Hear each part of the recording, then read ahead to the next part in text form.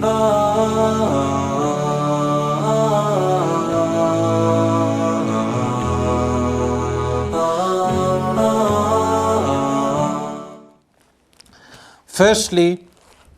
through Al-Quranul Kareem. Our first source of protection is Al-Quranul Kareem. Every Friday recite the entire Suratul Kahf, chapter number 18 of Al-Quranul Kareem.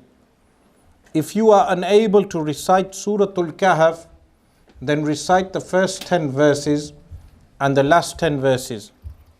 If you are unable to recite the last 10 verses, then just recite the first 10 verses of Suratul Kahf.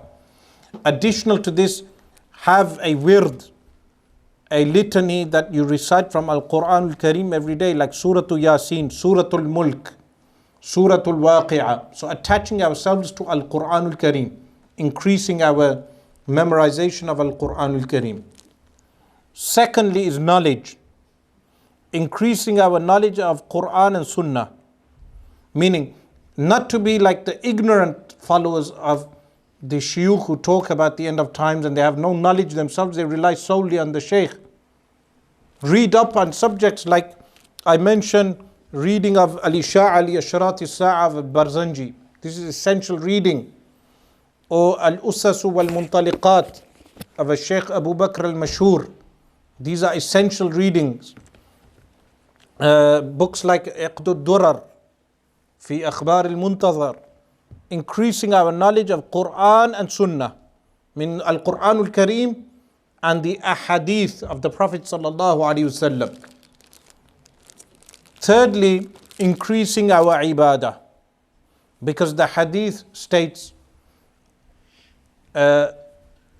regarding times of fitan tribulation, that when tribulation occurs, al-ibadah, acts of worship in the time of tribulation, is like migrating to the Prophet sallallahu alaihi wasallam. So increasing our worship, meaning praying 5 times a day, attempting to pray our salawat, our prayers in the masjid, especially the Fajr prayer. And then increasing our nawafil, like tahajjud, qiyamul layl, awwabin. When the sunrise happens, praying salah, which is known as Salatul Duha. Awwabin is after Maghrib prayer, increasing our worship and avoiding sins. The fourth is investing your wealth, your cash, in gold and land. 2 things. If you have savings, you should be buying gold and land. 2 things. You will thank me for this advice in years to come. Rather than saving cash, except for the cash that you need at the moment, if you have large amounts of cash, buy gold with that cash and land. These are 2 good investments. For instance, in Wales, you can buy 2 acres of land for £40,000. 2 acres of land in Wales is better than having £40,000 in the bank. Because you can utilize that as a farm. You can utilize that as a place to build a house. Land will always increase in price and never decrease. Remember, most wars are for land, then they are for water and gold. So, and buy blocks of gold, but in this country you are taxed for gold. So how you bypass that is buy the gold sovereigns as collector's items. They are still solid gold, but you will bypass the tax laws. So invest in gold and land.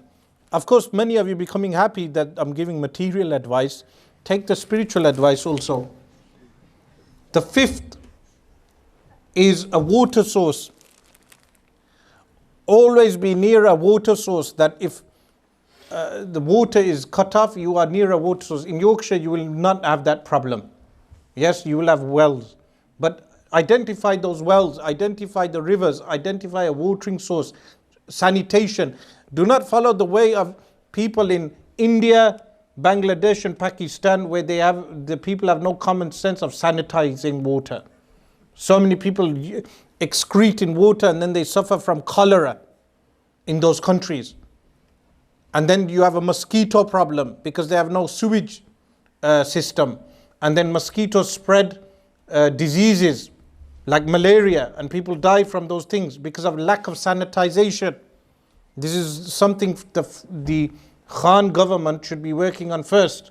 Sanitizing water. If you want a Medina society, fix the watering system and the sewage system. If you want a Medina society, replace the paper money with gold and silver. If you want a Medina society, finish taxes and collect zakat.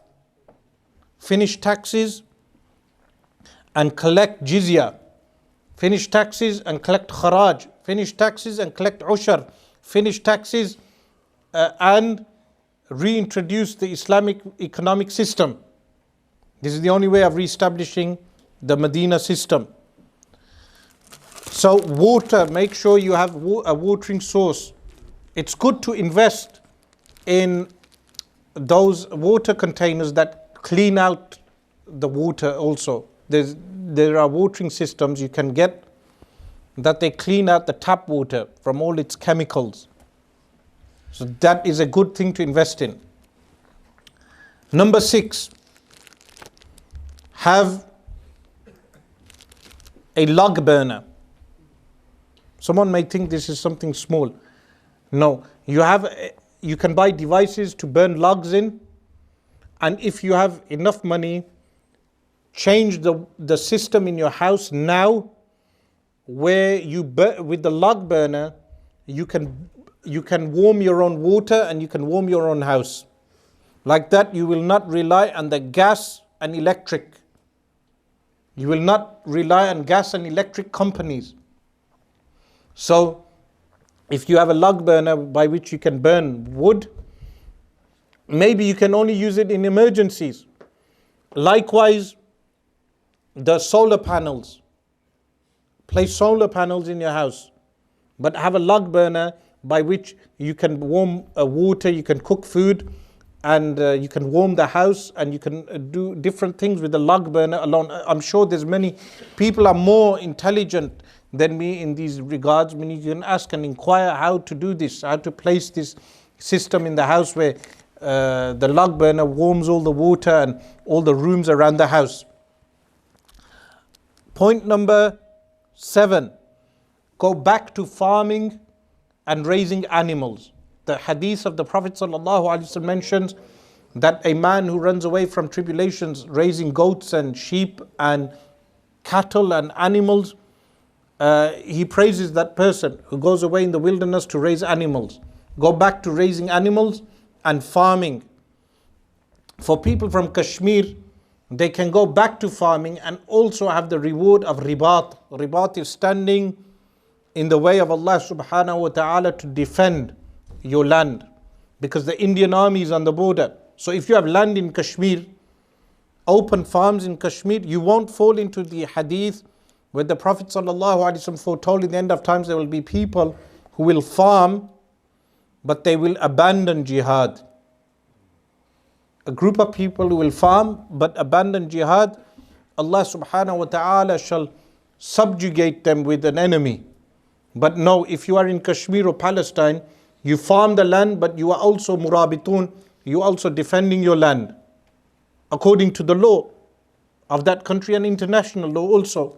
So going back to farming and grazing animals. But if you cannot go to Kashmir or other places, then buy land in Wales, buy land in Yorkshire. And meaning a few of you, if you come together, you can invest in land in the UK also. This brings me to my final point, which people always mention. Do we have to migrate? I say no. Why? Because the entire world has become a global culture. Whatever bad effect you are running away from here, you will find sometimes worse things in Muslim countries. Yes, anyone who has experience of Muslim countries will know. So rather than running away from the UK, invest in the UK, buy gold and land here in the UK and start farms, Muslim farms in the UK. Some people say we should leave the UK, but look at the infrastructure in the Muslim world that the Muslim rulers will give you more hassle in terms of your farming and different things than the UK government will. So you do not need to migrate. You can start investing as groups. So for instance, in Halifax, you have a group of Muslims that invest in a farm. Then everyone can go to that farm and buy their local produce. You can have 20 people investing in a farm. If someone says it costs too much, then if you get 50 people investing £1,000 for a non-profit farm, and then you allocate one person to run the farm who will get a wage from the farm, and the rest of you can go and buy your dairy and products and your milk and different things, natural things, keeping the farm running, then local community can keep the farm running. Why is this important? If there is an economic crash tomorrow, your paper money or money is worthless, but your farm will be worth something. Your animals will be worth something. Your gold will be worth something. So these are the best guidelines. I gave thought to this that I can give for people on the Akhirul Zaman, not to despair. You carry on with life. You carry on with life, but if you carry, how many guidelines? 9? But there are 9 guidelines. If you follow these 9 guidelines, inshallah, Allah subhanahu wa ta'ala will protect you. Of course, there's dua as well. Many du'as you can do. Go through Al-Adhkar of Al-Imam al-Nawawi, you'll find different dua that people can recite to protect themselves from tribulation.